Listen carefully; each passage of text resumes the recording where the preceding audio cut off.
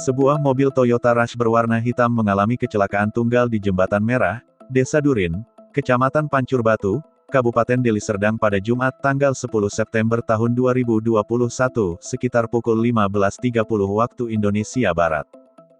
Menurut seorang warga, mobil itu berjalan dari arah Simpang Tuntungan mengarah ke Kutalimbaru.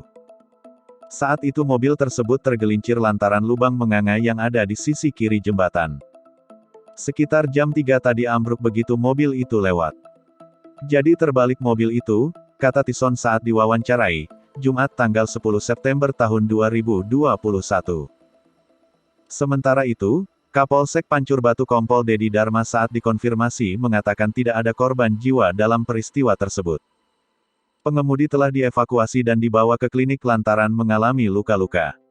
Sementara mobil Toyota Rush tersebut juga sudah berhasil dievakuasi oleh warga dan langsung dibawa ke bengkel. Tidak ada korban jiwa.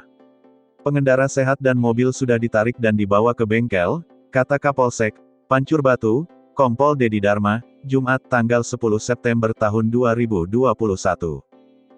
Berdasarkan informasi, jembatan tersebut sudah rusak selama setahun, namun tak kunjung diperbaiki. Kerusakan pertama kali karena banjir besar yang terjadi pada akhir tahun 2020 lalu.